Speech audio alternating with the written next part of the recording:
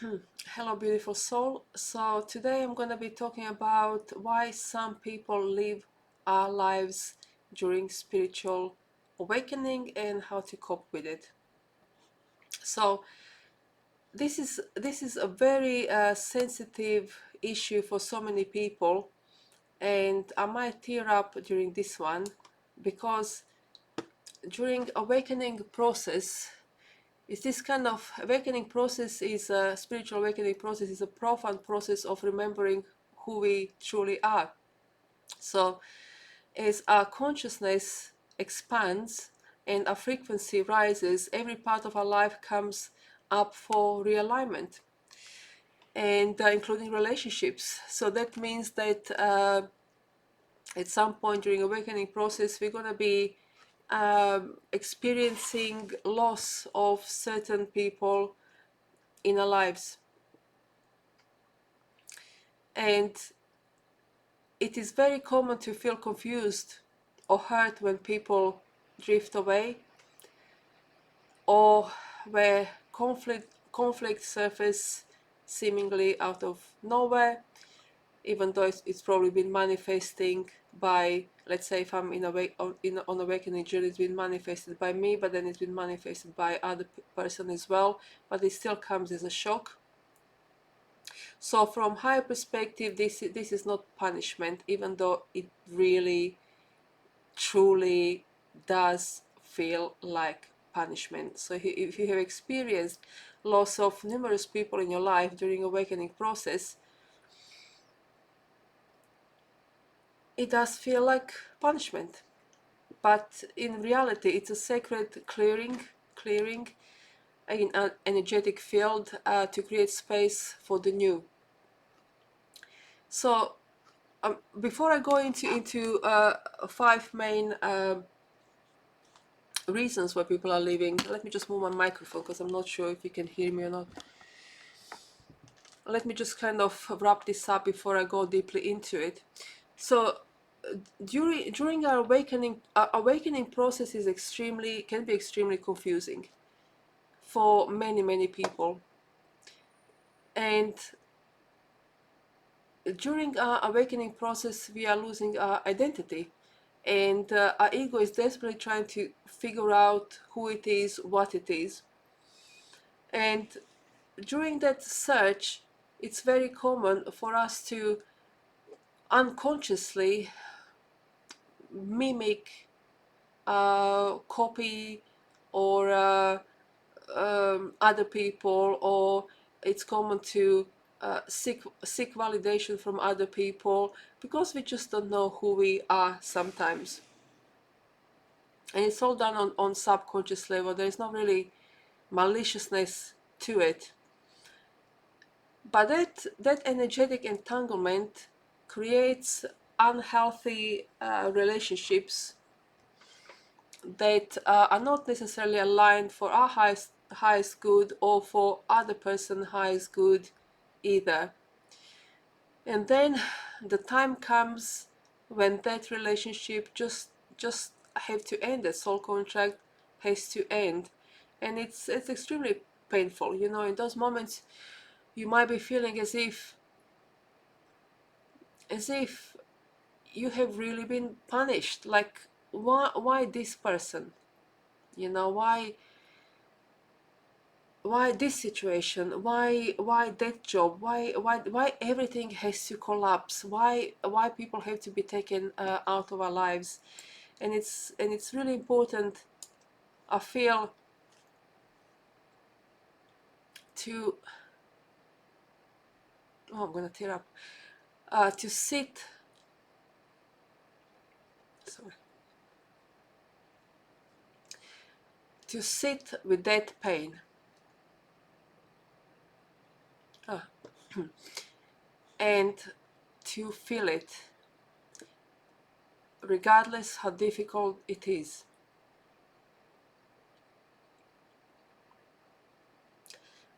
And to allow for any emotion that comes to arise. So if you feel anger towards yourself or towards other person or towards source, if you feel incredible amount of sadness, if you feel like kind of a fed upness, like what's the point? If you feel as if nothing makes sense, just stay with it. It's crucial for us to allow ourselves to feel all of our emotions during loss.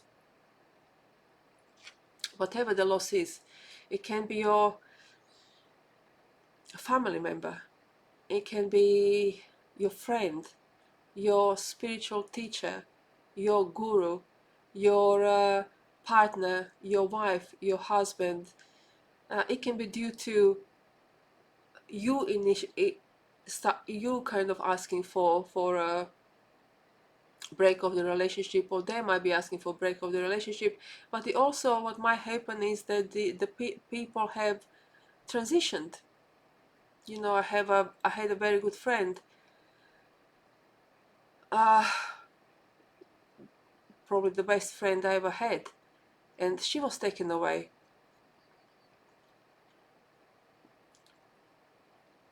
She transitioned, cancer, and that was many years ago. And then along the way, during the awakening process, other people are living your life, and it's okay to be angry, and to even be angry with the source and say, just stop it, just stop it. You know, when you're gonna stop taking people away from our lives for the awakening? Is awakening actually even worth it? We might be asking ourselves. So if you are kind of in the midst of it, if you're experiencing grief and loss and sadness that comes with it, then I just want to let you know that you are heard and you are seen and felt energetically. You are not alone. Be kind to yourself, compassionate. If there is something you need to do to help yourself, do it. If you need to shout and scream, do it. Whatever you need to do to help yourself during this process and losses,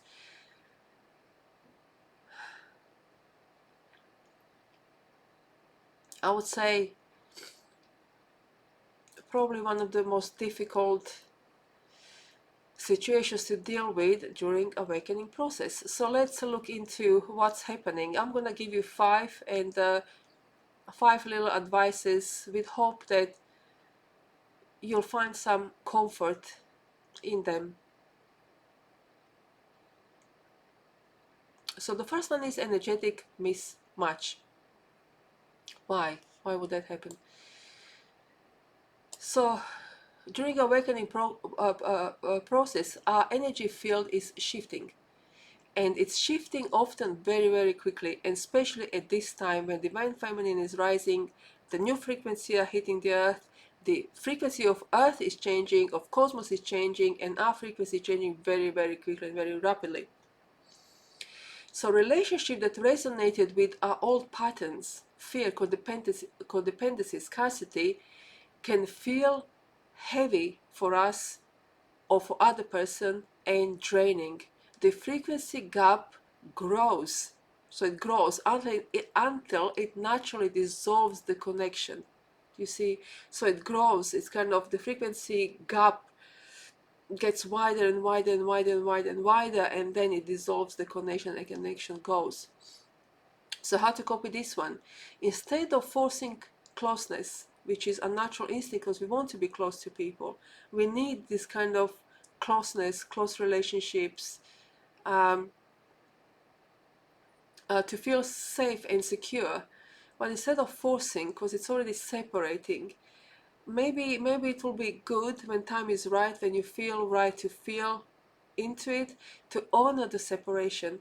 It's a sign of your growth. You can visualize both of you, or how many people are involved, surrounded by light, and give silent thanks for what you shared during this process. Sorry. Now the second one is soul contracts complete. So before incarnation, soul agrees to meet and help each other evolve. Once the intended lessons are learned, like self-worth, forgiveness, or compassion, or love, or whatever it is, the agreement between two people, the soul contract, is fulfilled, and then separation happens. You see, contract is fulfilled, separation happens. I know this doesn't help with pain, and you might be thinking, what the fuck, this is too painful, I don't want this kind of soul contracts. But that's how it is. That's what we agreed before we came here. And through this pain that we are feeling during this loss, we are actually rebirthing ourselves even more. And further down the line, it will be exposed to us why did we have to go through that process. So with the second one, how to cope, try to reflect on what this person taught you, even if it was painful. Create a small ritual of gratitude and release. You can write a letter and burning it as offering. The third one, boundary evolution. Awakening heightens awareness of our true needs and values. So relationship built on people pleasing, avoidance, or illusions become impossible to sustain because we need to learn boundaries. So how to cope with this one? Remember that setting boundaries is an act of self-respect, not rejection. So practice speaking your truth with kindness and clarity. And that's the key here. With kindness, clarity, and compassion. Now we can say our truth and set boundaries so many different ways. But we also have to kind of bear in mind that regardless how much we understand awakening, that setting boundaries, that separation is gonna cause pain to another person. So kindness, speaking, setting boundaries with kindness, clarity, is, in my opinion, the most kindest thing we can do for ourselves and for another person. And knowing that we are honoring both ourselves and the other by setting boundaries, and by setting boundaries with kindness and compassion, really, and clarity. Now the fourth one is catalyst for self-reliance. So losing certain connections can feel like abandonment, and it often does. I mean, it does all of the time. In my case anyway, you tell me how it was for you. It does straight away feel like abandonment, especially if you have experienced childhood trauma. But even when it does feel like abandonment, it often serves as a sacred push to deepen our inner connection with the source. We learn to trust our intuition and stand in our own sovereignty, really. And I have to say once again, if you're in the middle of it, if it happened to you today, and you feel like you cannot connect with the source because you're angry with the source, because you have lost yet again somebody, for the sake of awakening, then I would advise you to just sit with that anger and just be angry. Hit some pillows, scream and shout, burn things, do whatever you need, but stay with that anger. Don't try to love and light yourself. Feel yourself, feel that pain. And if you're angry with the source, be angry with the source till you're ready to reconnect. So how to cope? Use this period to create a daily practice of stillness, prayer, very good, or meditation to anchor into your higher self. I would also advise some kind of physical activity, really, to release that energy. Go in nature, connect with nature, walk, run, go for yoga, whatever rocks your boat. Go for a bike ride. Even if you have to force yourself, sometimes go for a little walk and then just sit down in the grass and just burst into tears. It's absolutely fine. And with solitude, if solitude is your option, so let solitude become a space for empowerment rather than loneliness. Now the fifth one is alignment with soul purpose. So as our soul mission clarifies, relationships and communities that don't align with our purpose naturally fall away. And sometimes it's heartbreaking. It really, really is. But this falling away opens us to connections that reflect our most authentic path. And sometimes we have to be patient and wait a little bit for that path to appear, because if you're in the middle of this loss and grief and pain,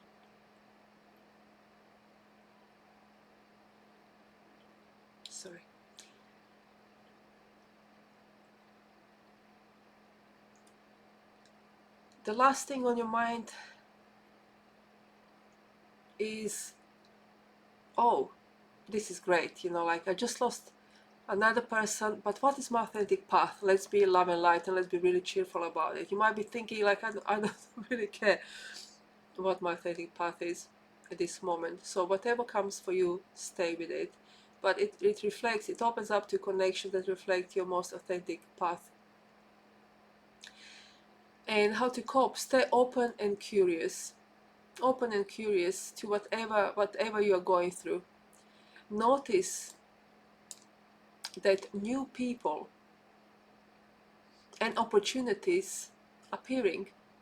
You might not start noticing it straight away, or you might start noticing it after a while. So just say to yourself, affirm to yourself, I trust that those meant for my highest good are finding me and I'm finding them.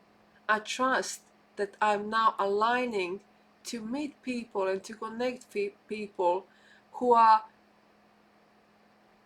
here for my highest good and my greatest evolution. Excuse me, this is really emotional. I didn't really want to do this video because I'm in the middle of it, but I thought if I'm in the middle of it, then perhaps many of people out there are as well, and maybe some of you need to hear these messages from someone who is real, who doesn't pretend that losing people during awakening process is fun and it's love and light. It's not. It's not fun and it's not love and light. But further down the line, we're gonna find out why this was the case. So though it can feel disorientating, these separations are divine preparations. We are making room for relationships rooted in love, respect, and true resonance. So let's welcome it. Let's welcome those people in. And who wants to go, for whatever reason, can go. Sometimes that reason is just misunderstanding. We have Mercury retrograde, it's not a surprise. Misunderstanding happens, people get heated, and they leave. but it's making room, so we let them live. We need to respect ourselves in these moments and not chase. You try once, you try twice, and then you let it go, however hard and painful it is. So during this process, we are making room for a relationship rooted in love, respect, as I've said, and true resonance. Isn't that beautiful? So during this process, be gentle with yourself and trust that every ending creates fertile ground for new beginnings. Amen with that ending. So that's what I have for you. I hope this was helpful. And if you're going through it, please do leave me a comment. I'm very open to respond. Let's all support each other. And if you find this helpful, please like, subscribe, and share. And thank you so much for witnessing me and for feeling into my realness. Thank you so much.